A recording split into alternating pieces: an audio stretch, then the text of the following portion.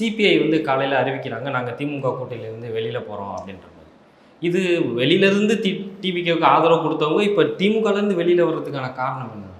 எல்லாம் வேடிக்கை, அர்த்தம் இல்லாமல் இந்துக்களை பிரதிபடுத்தக்கூடிய பாஜகவை மையமாக வச்சு இவங்கெல்லாம் பண்ணக்கூடிய சந்தர்ப்பவாத அரசியலுக்கு அளவே இல்லை. இப்படி தான் இந்தியா ஃபுல்லாக கம்யூனிஸ்டுகள் வந்து பலமிழந்து போயிட்டாங்க.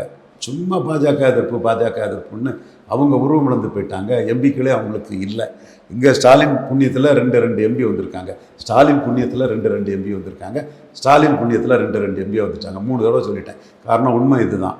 ஏன்னா ஜெயலலிதா ஒரு எம்பி தான் கொடுப்போனாங்க 2014, ஒரு சீட்டு தான், அதுக்கு மேலே இல்லைன்ட்டாங்க. சிபிஎம்முக்கு ஒன்று, சிபிஐக்கு ஒன்று.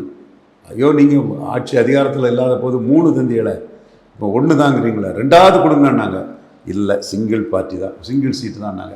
அதனால் வெளியே வந்தாங்க. 2014 ஏதோ 6.5% ஓட்டு எடுத்தாங்க. 2016 மக்கள் நல கூட்டணி வச்சாங்க, அதுவும் 6.5% தான். அதுக்கு பிறகு 2019 தோற்றவங்கெல்லாம் ஒன்று சேர்ந்து ஸ்டாலின் 2 சீட்டு கொடுத்துட்டார். ஏன்னா அவரும் ஆர்கே நேரை சந்திச்சிட்டார்.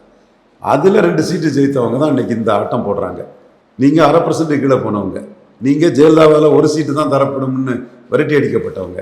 இன்றைக்கி நீங்கள் ஸ்டாலின் முதல்வர்னு 4 சீட்டை ஜெயித்துக்கிட்டு, விஜய் முதல்வர்னு அவுட் சைட் சப்போர்ட் கொடுத்துக்கிட்டு, அதை வச்சு வீரபாண்டியன் டெய்லி பேட்டி, சண்முகம் பெரிய பேட்டி, 4 சீட்டில் தான் இந்த கவர்மெண்ட்டே இருக்கிறது மாதிரி, தங்கள் தயவில் தான் இந்த கவர்மெண்ட்டே வாழ்கிறது மாதிரி தங்களை பெரிய அரசியல் சக்தியாட்டாகி 52லலாம் சொல்லுவாங்க, காமராஜ் வந்து திமுகவே உள்ள வாங்க பேசுங்க, ஏன் வெளியே இருந்துட்டு இருக்கீங்க, கம்யூனிஸ்ட்டை காலி பண்ணுங்கன்னு சொன்னாருன்னு சொல்லுவாங்க. அந்த அளவுக்கு கம்யூனிஸ்ட் தான் மாற்றுங்கிற அளவுக்கு சென்னை ராஜஸ்தானில் இருந்த கட்சி இன்றைக்கி 2 எம்எல்ஏ வச்சுக்கிட்டு இந்த ஆட்சியை நாங்கள் நடத்துகிற மாதிரி, தங்கள் கையில் தான் விஜய் இருக்கிற மாதிரி விஜயும் அவமானப்படுத்துறது விதமாட்டும் ஒரு முரண்பாடான கொள்கையற்ற ஒரு அரசியலை அவங்க பண்ணிகிட்ருக்காங்க.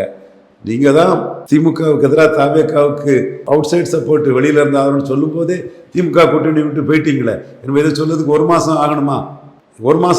தேவையில்லையே. நீங்கள் திமுக கூட்டணியில் இல்லை, நீங்கள் தாவேக்கா கூட்டணியில் தான் இருக்கிறீங்க. உங்களுக்கு பயம், திமுகவையும் ஒரு ஆப்ஷனாக சொல்லலைன்னா ஜெயலலிதா மாதிரி ஒத்த சீட்டு சிபிஐ, ஒத்த சீட்டு சிபிஎம்னு விஜய் பண்ணிடுவாரோங்கிற ஒரு அச்சம் இருக்குது உங்களுக்கு. விஜய் உங்களை வச்சு செய்திருவாரோங்கிற ஒரு, ஜெயலலிதா மாதிரி வச்சு செய்திருவாரோங்கிற பயம் இருக்குது. அதனால அப்பப்போ திமுகவில் இருக்கிறோம், திமுக கூட்டணி தான் இது. இடைத்தேர்தலில் செயற்குழு பொதுக்குழுலாம் கூடி முடிவு பண்ணுவாங்களாம். நல்ல செயற்குழு, நல்ல பொதுக்குழு, விஜய்க்கு தான் சப்போர்ட் பண்ண போகிறீங்க.